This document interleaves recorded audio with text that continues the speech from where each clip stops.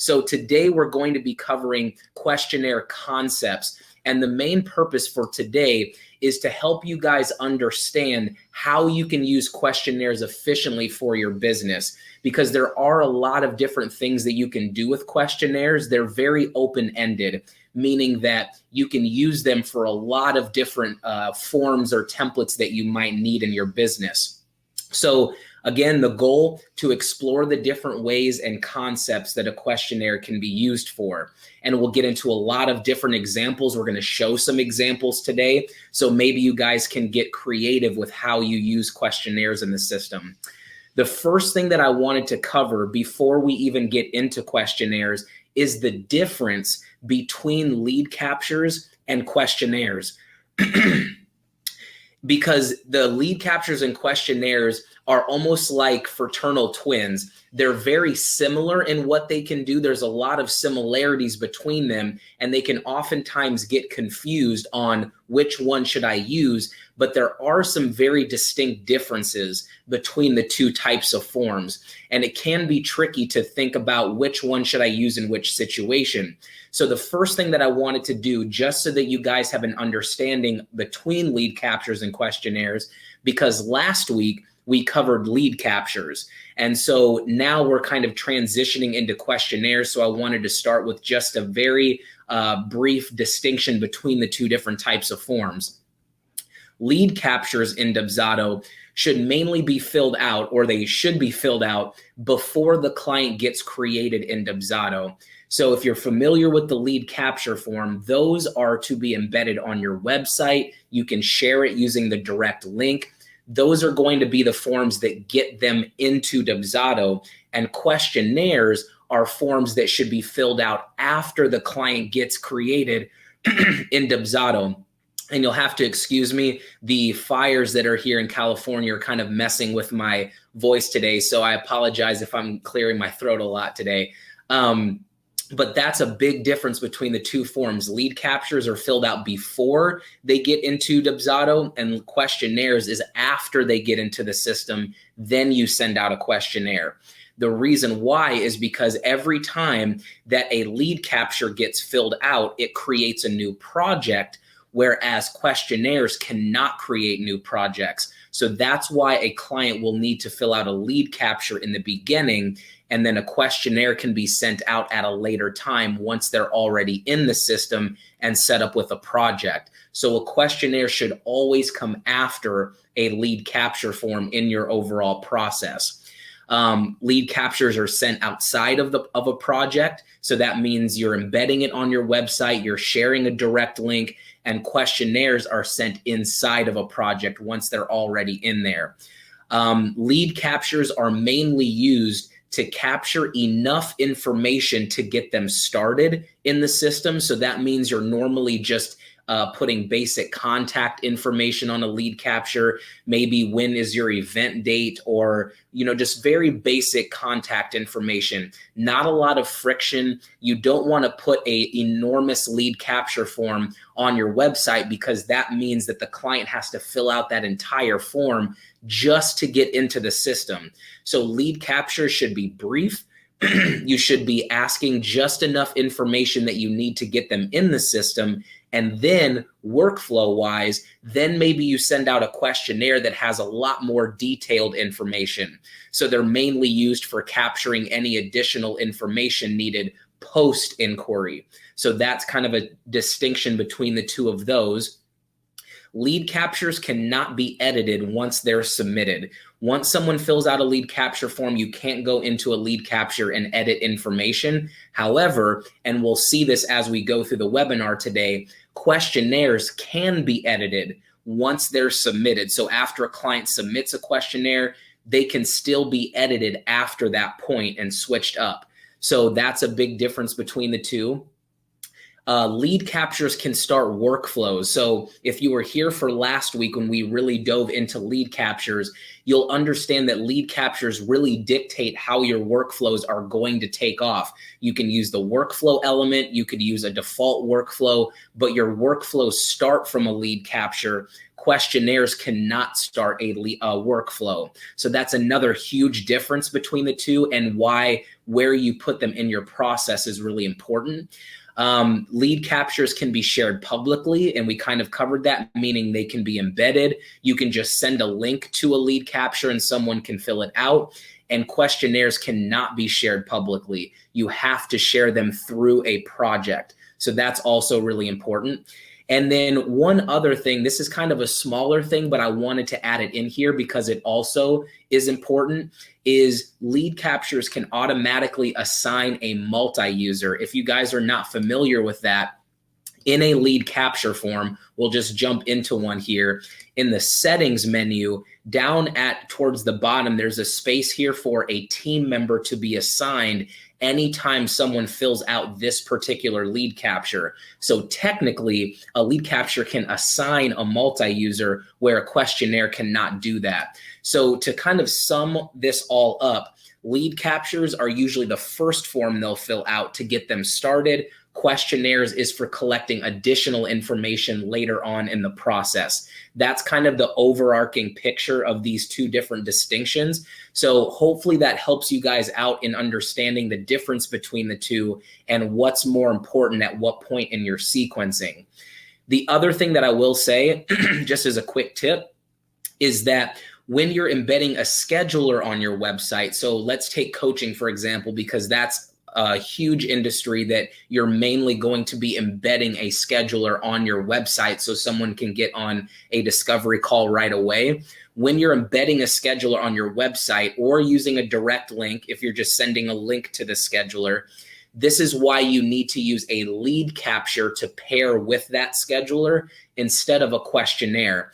Because when someone fills out the lead capture form, it's still like a questionnaire where you can ask the different questions that you need to, but the main difference is that that lead capture is what's going to create the project and start the workflow once they book their appointment. So if you have a scheduler with a questionnaire attached, just click and drag that over to a lead capture. That way you can still ask those same questions, but it's going to create a project for that client, a new lead project. And then a workflow can start. You can start communicating with the client.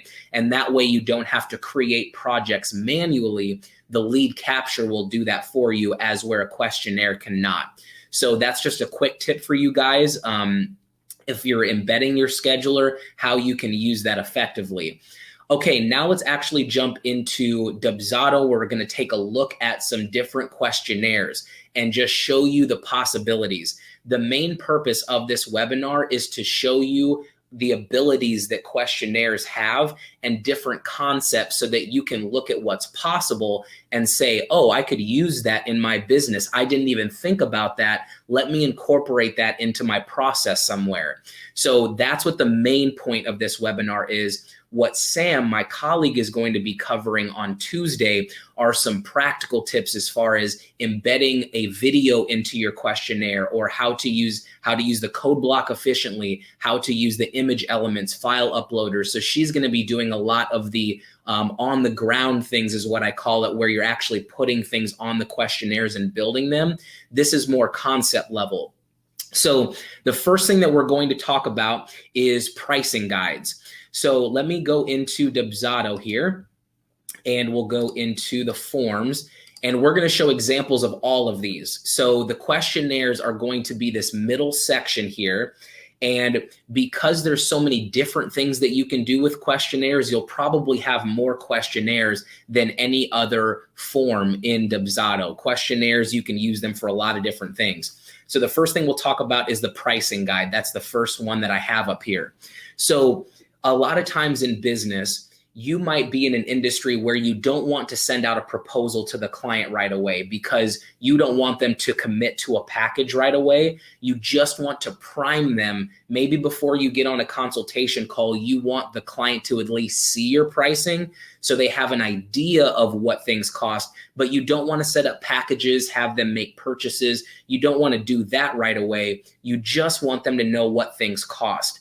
That's when you should use a questionnaire, because questionnaires don't have the ability to create invoices. You can't put packages on a questionnaire. So you can use a questionnaire. It looks like a proposal in our system. If you're familiar with proposals, it kind of has that same look, But the main difference here is that there are no packages.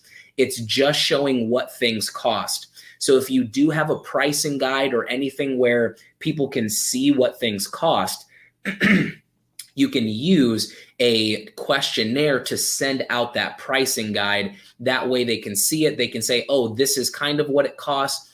Now they could either, send an email saying, hey, I'm interested in this. Let's talk about this on the phone. And you can continue from that point. So this is a great primer for your pricing. If you don't want them to go straight to a proposal and you want to talk to them first, you can use a pricing guide as a questionnaire there. Welcome packets. So let me back out of this one here and we'll jump into my welcome packet. Now, one thing I will stress is that with the examples that I'm going to show you, I am using a lot of image elements, bringing things over from platforms like Canva. You could bring in photoshopped images if you want to. So a lot of this is going to be up to your creativity as far as bringing in images, how you're going to use maybe the columns element, and we'll look at the columns element a little bit later with our timeline. But this is how you could create like a welcome packet for somebody. So a lot of businesses, and this is just kind of business advice maybe for someone who is new to business, not really sure business practices, the best business practices. But a lot of times in business, people will, send out their pricing. They'll get the client to sign a contract, pay their deposit or pay the invoice, and then they want to onboard the client, giving them a welcome packet or giving them their next information on what to expect moving forward. That's what you can use a questionnaire for, is basically to send out a welcome packet saying, hey, this is what's going to be happening moving forward. Maybe you put some client portal information in a welcome packet. You could do that. A lot of cool things you can do, but definitely using this as a welcome packet will make this more dynamic for your business.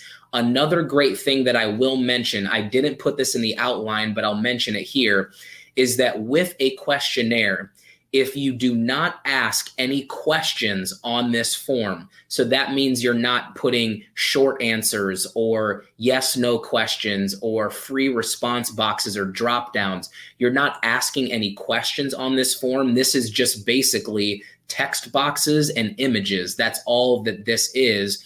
There will not be a submit button on the form.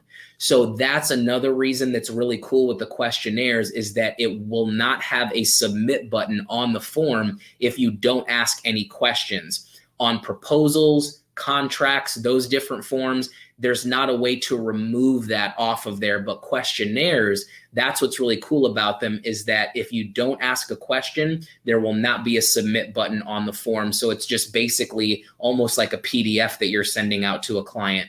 So welcome packets are really cool. Coaching intake forms. So maybe if someone is, let's say you're a coach and you are embedding your scheduler on your website and you have just a basic contact form just to get them on your books. So you're not asking them a lot of questions on the lead capture. You just want to get enough information there to get them in the system.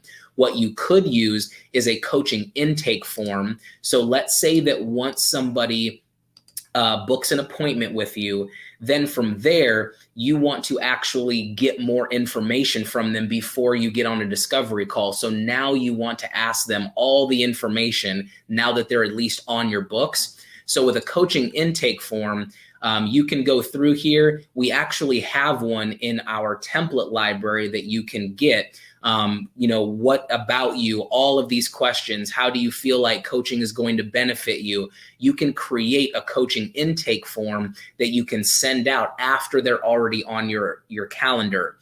The reason you don't want to make this a lead capture is because you don't want a client to have to fill all of this out just to get on your schedule. That would be a lot of friction for a new lead. And then they'll probably say, well, I don't really want to fill this out, because we know how people's attention spans are 5 seconds and then they're on to the next thing. So the best thing to do is just have them fill out a basic lead capture with the scheduler and then maybe send this out once they're on your books. So you could use a coaching intake form this way to get more information from the client. an event kickoff survey. So for you event planners who are watching this, if you have an event that you're going to be doing for a client and you need to get more information from them regarding the event, you could use a questionnaire for that. Let me go into my event planning kickoff survey. So it could look something like this, a nice, beautiful image there at the top.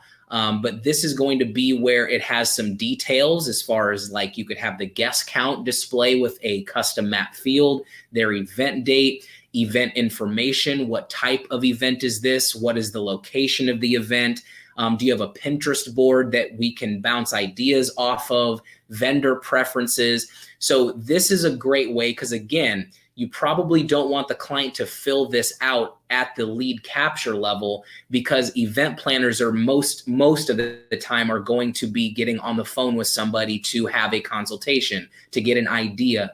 So you could have them fill out a brief lead capture form first, then send this out so you can get more information about the event. So when you get on the consultation, you have something to talk about, you have talking points there. So questionnaires are great for this.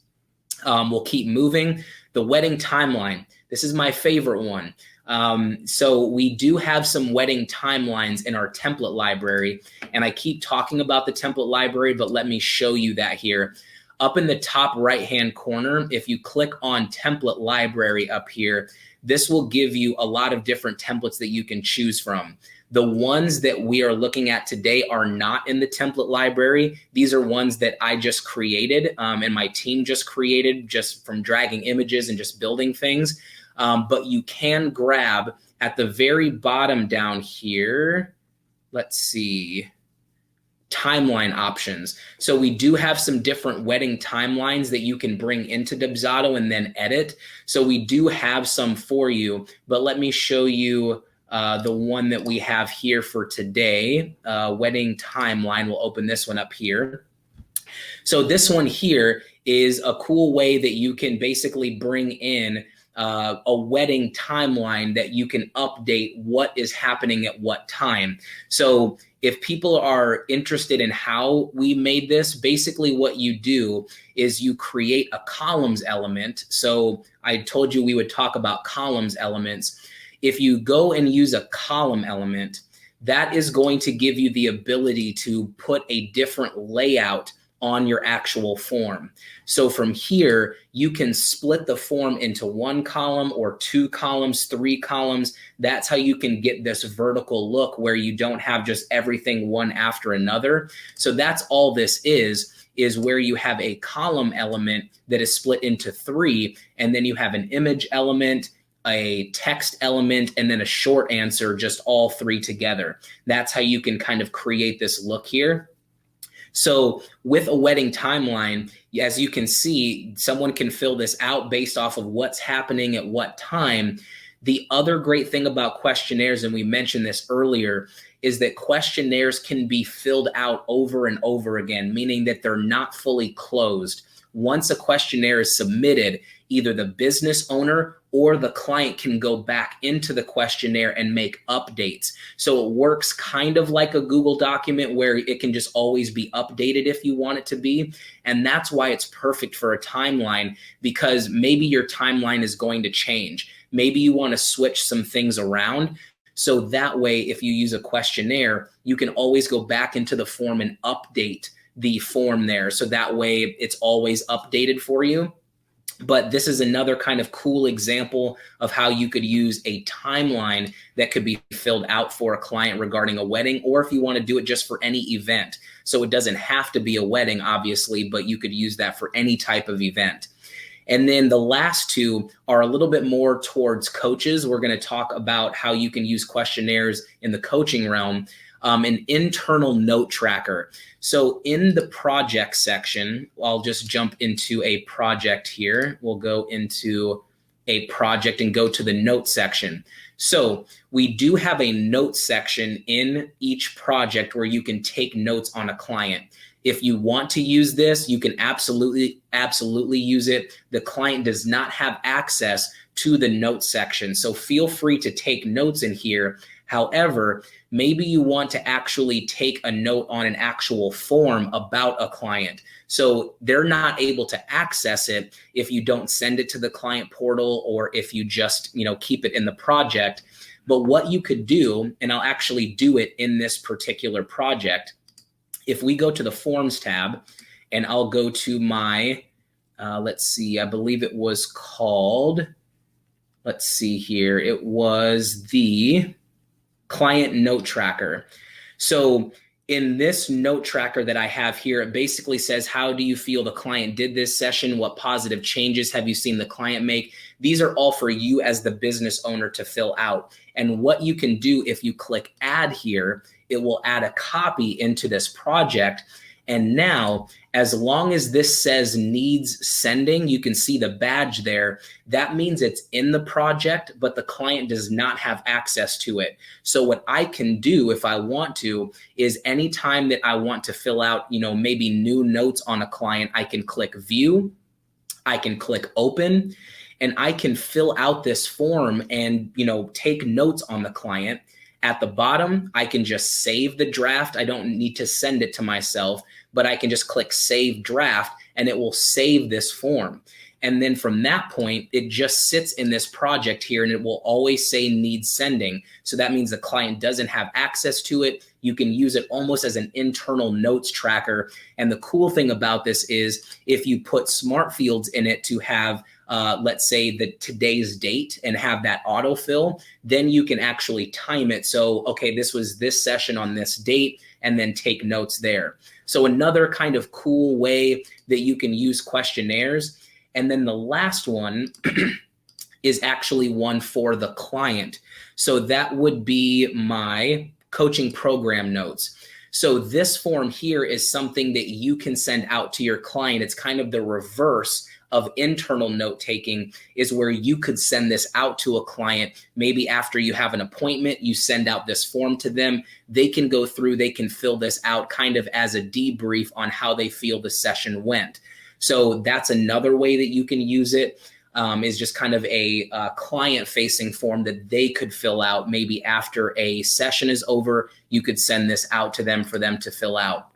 So that's a lot of different concepts. And as you can see, there are a lot of different industries that can benefit from questionnaires, and there's a lot of different ways that you can use it. Like I said, next week on Tuesday, my colleague Sam is going to be covering how you can embed video on forms, how you can put file uploaders, a lot of those practical things that you can do to enhance it even more. But from a concept level, this is a lot of different examples of what you can do.